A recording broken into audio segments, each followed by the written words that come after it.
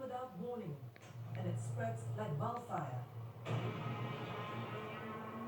But until today, its origins remain a mystery. The 2019 novel coronavirus is very unusual because it seems to spread much easier between both of us, between individuals.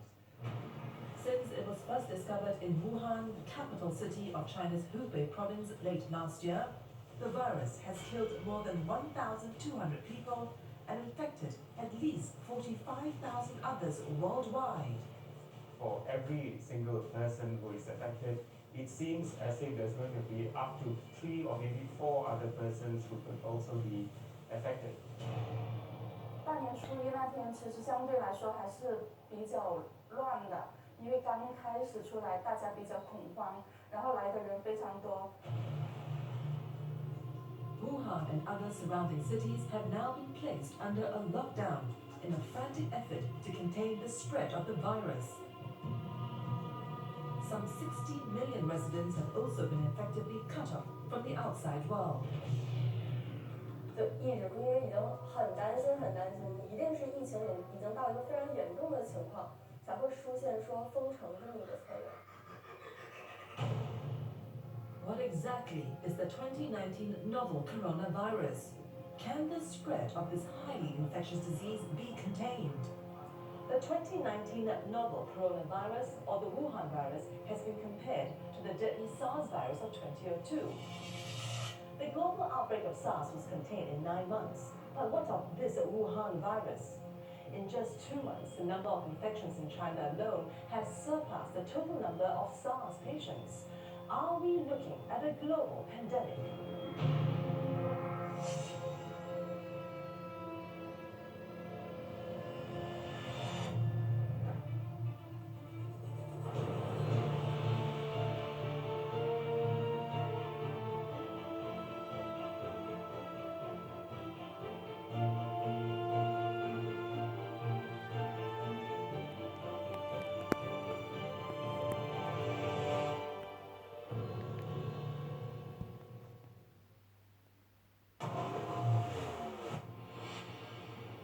A climate of fear has descended on Wuhan, the capital city of China's Hubei province, home to 11 million people.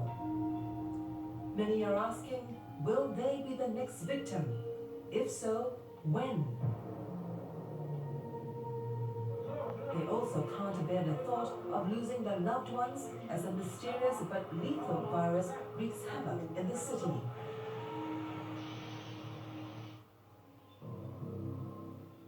The coronavirus has killed more than 1,200 people in just 2 months. The disease has also infected thousands of people at a staggering speed and scale that's triggering fears of a new global pandemic. 2019 novel coronavirus is very unusual. We are familiar with SARS, and we managed to control SARS in about 6 to 9 months worldwide, which is actually quite amazing.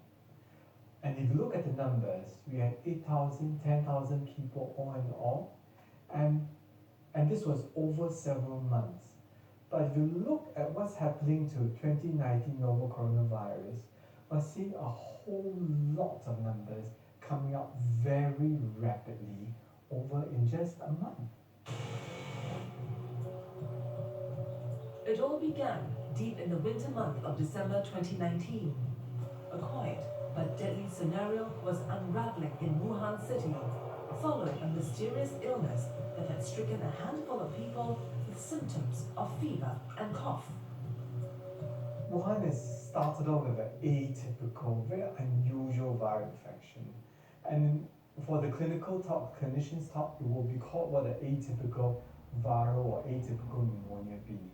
You will have a typical person coming with fever, headache, a bit of cough, muscle aches. It sounds very much like a flu-like illness. But you know something is not quite right because a chest x-ray becomes abnormal. Number 2, a lot of the test swabs for the influenzas will be negative or the other viruses are negative. Number 3, you see groups of people coming in the same illness. And all of them had the same pattern. Chinese health authorities identified the first patient who showed such symptoms on December 8th last year. The trickle rapidly sped up to infect scores of others. 2 of the earliest patients reportedly worked at the Huanan seafood wholesale market in Wuhan. The tipping point arrived hard and fast when the once innocent symptoms claimed the life of the first victim. On January 9th, 2020, the mysterious virus killed a 61-year-old man who was known to be a regular customer at the market. And the initial investigations seems to show that a majority of the small number of cases that they had, a lot of them seem to pinpoint to that part of the market which was actually dealing with the wildlife trade. And so with these kinds of information, it appears to be somehow hopping over from the wildlife, maybe interspecies, we don't know, because all these animals are kept together in cages and it's a nice milieu for them to hop over from one species to the other. And then from there, they can sort of, hop the species barrier and get onto humans. China alerted the World Health Organization of a mysterious virus outbreak in Wuhan on December 31st. By the time the WHO declared the outbreak as a global emergency on January 29th, the virus has spread to all of China's 31 provinces and more than 25 countries across Asia, Europe, and North America. When you hear a story, when you see this story, it spells deja vu. It really spells very much like the SARS which we had in 2003. And true enough, the cases became more and more, and then suddenly there was an explosion of cases. The 2019 novel coronavirus outbreak is eerily similar to the 2002 SARS epidemic. Back then, SARS swept through the region, infecting some 8,000 people and killed 774. When it was first detected, Chinese health authorities denied it was the deadly SARS virus, the severe acute respiratory syndrome of 2002. Subsequent discoveries revealed the latest outbreak was caused by a coronavirus with 76% genetic similarity to the SARS coronavirus. The only difference is, compared to SARS, it is apparently less lethal but far more contagious. For every single person who is affected, it seems as if there's going to be up to 3 or maybe 4 other persons who could also be affected. So if you take 6,000, maybe there's probably at least another 20 or 30,000 people that are out there. And these are very conservative estimates because the numbers are likely to be much more exponential than that. The 2019 novel coronavirus is very unusual because it seems to spread much easier between both of us, between individuals. Simply coming close or talking, we may actually spread the infection. Not like SARS. Early studies suggest that the incubation period of the virus, that is, from the time of exposure to the time when signs and symptoms begin to show, is about 5 to 7 days. It looks likely that patients or carriers of the virus can infect others when they are asymptomatic, meaning when they don't have signs of being ill. There was this asymptomatic infection and mild infections, and now we hear about the people who can be infectious even during the incubation period. The scenario seems different in the case of SARS, which appears to have lower infection rates. Infectious diseases specialist Dr. Liang Honam is very familiar with the deadly virus. He was, after all, a former SARS patient himself. He contracted the virus back in 2003 while tending to a female patient who flew into Singapore from Hong Kong. Infection of patients with SARS happen best in the second half of the illness, after the first 7 days. In other words, if I fall sick and I can confine myself in the first 7 days, I can effectively prevent the spread of the virus to the next person. But 2019 novel coronavirus is different. You can actually find the virus in people who have no symptoms, and it's postulated by Minister of Health in China himself that these asymptomatic individuals, these individuals with no symptoms, can spread person to person. And we don't even need to wait till the 7 days before symptoms onset. Disease may spread even before the onset of illness. This allows the virus to propagate very quickly across large swaths of area, many people, and hence we are seeing these numbers of unprecedented spread of infections.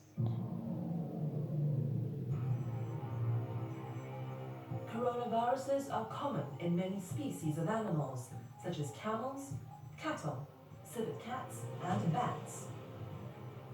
On occasion, the virus strains mutate and spread from animals to humans. This jump was evident in the case of SARS in 2002, in the Middle East Respiratory Syndrome, or MERS, in 2012, and now in the 2019 novel coronavirus. As it turned out, the suspected ground zero of the outbreak, the now shuttered seafood market in Wuhan, was also dealing in legal and illegal trade and consumption of exotic wildlife. The cages do not get changed, and the poop is allowed to circulate. So you are breeding the ultimate virus that one day will adapt well to the animals that are there, that one day will adapt to the humans that keeps coming in contact. One day the right mutation will happen where the receptor fits nicely well into the humans and in turn allow person-to-person transfer. But exactly which animal and what was the reservoir and so on and so forth, of course that would take some time for us to get to know. It took a while for us to figure that out for SARS as well. It took some 10 months, if I'm not mistaken. So this is going to go on for a bit. The situation is evolving so quickly. The virus is getting stronger, the number of infections are likely to rise. So I think we just have to be psychologically prepared that this can get worse than SARS. As the number of infections continues to grow at an alarming rate, the China dream is now gradually turning into a virus nightmare for the government as it struggles to contain the spread of the pneumonia-like virus. How are ordinary people reacting? How are the healthcare workers on the front line coping with at least 16 cities and some 16 million people under quarantine in China? 一直都没有喝水，没有吃饭，这样子熬过来的。因为那段时间其实整个人状态都不是特别好，一直都有担心。然后4点多钟起来的时候，看到封城的那个消息，我马上给我妈发，然后打电话。我记得我那个电话一开头就是哭。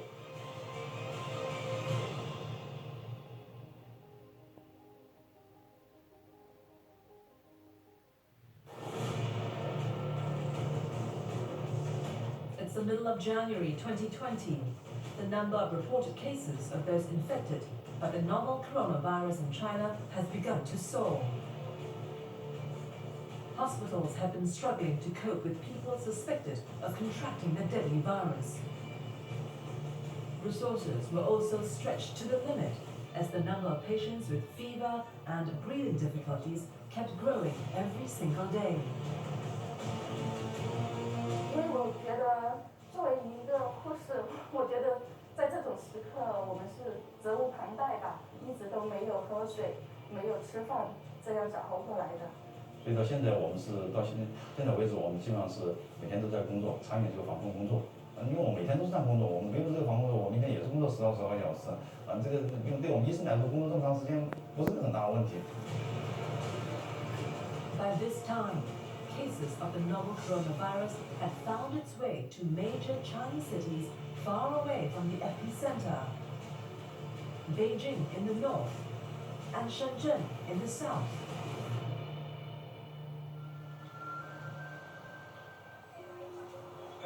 Zhou Cui-Cheong is a senior nurse at a pediatric ward in Shenzhen.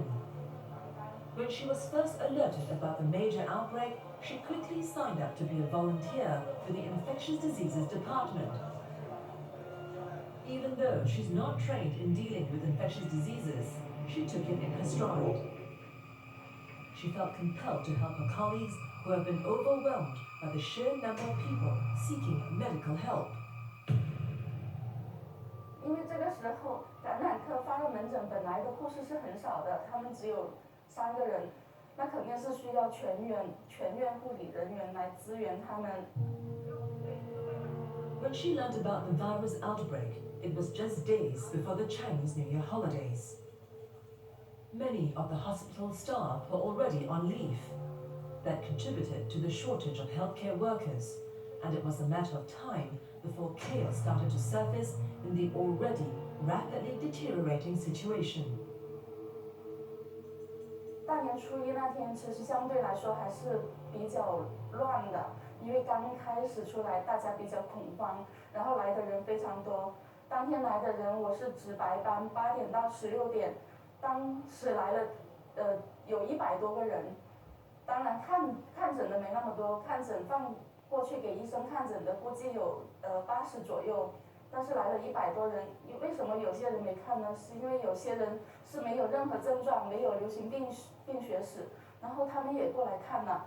因为很多市民是因为恐慌，然后担心在地铁上啊、公交车上接触了类似的患者，然后跑过来要求筛查这样子的情况。The resources in the hospital are overwhelmed.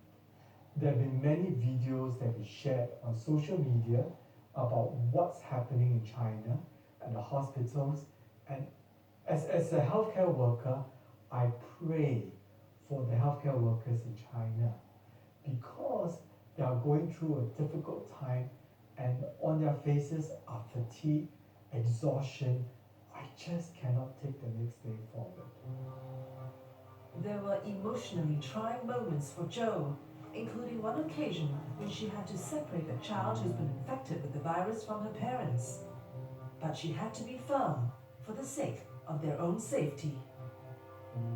其实是有的，就像之前住在我们疫病区那边有一个51床这样子的一个小孩，他爸爸妈妈是从武汉回来的，爸爸妈妈没有症状，但是回来之后小孩子发烧了，小孩子发烧之后，然后我们是因为现在形势是在比较严峻，然后我们是劝他爸爸妈妈是不要待在病房的，然后呢就只能由奶奶过来照顾，然后爸爸妈妈非常的焦虑，然后但是真的是我们真的就很不忍心叫他回去，但是又不得不这么做，就是为了保护大家所有人的安全。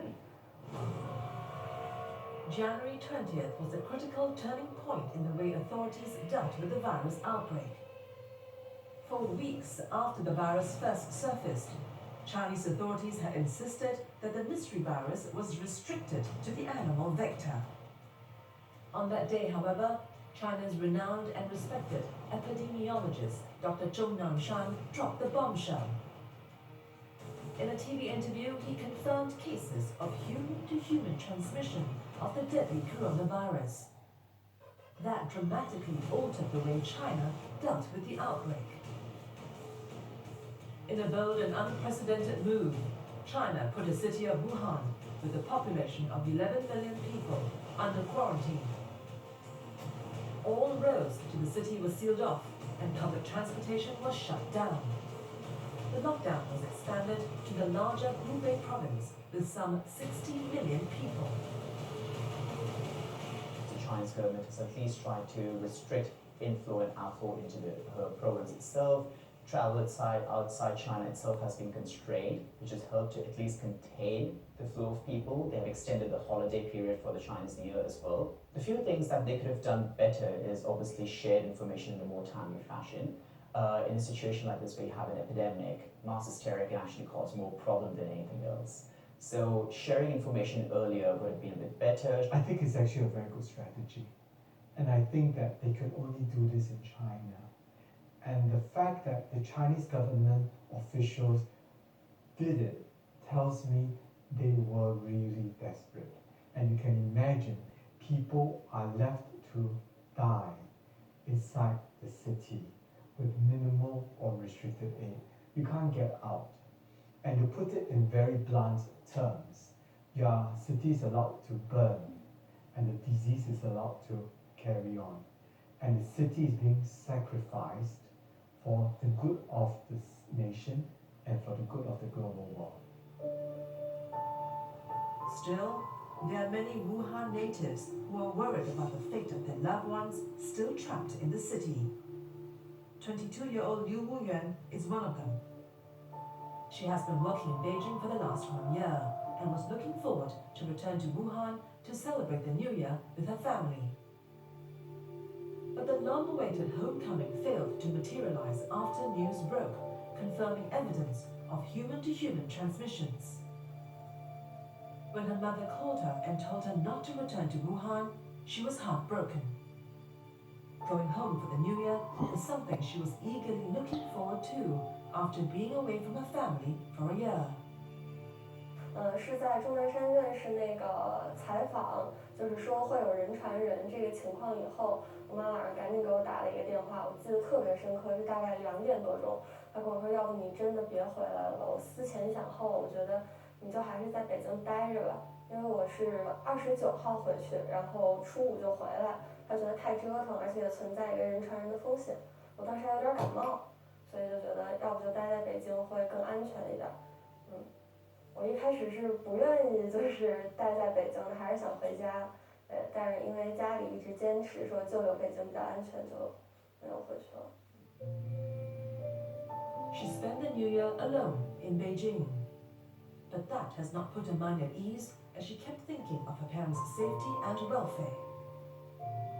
基本上是保持1天2个视频，就是中午和晚上大概饭点的这个时间，然后跟他们视频看一下吃的怎么样啊，然后现在情况怎么样，然后跟他们再三的 check 有没有出门，就一定不能出门。有，我是4点多钟的时候起来，就是噩梦惊醒，因为那段时间其实整个人状态都不是特别好，一直都有担心。然后4点多钟起来的时候，看到封城的那个消息，我马上给我妈发，然后打电话。我记得我那个电话一开头就是哭，就一直哭，因为已经很担心，一定是疫情已经到一个非常严重的情况，才会出现说封城这么一个策略。然后当时也问过妈妈说，那我们接下来是怎么办？物资够不够啊？然后我看见网上有人说什么赶紧逃离啊什么的，我妈就说哪儿都不去，就在家待着。It tells me that the amount of spread there is before the lockdown was unprecedented, very rapid. Number 2, many people were falling very sick and they were going to get out of Wuhan for the Chinese New Year festivity.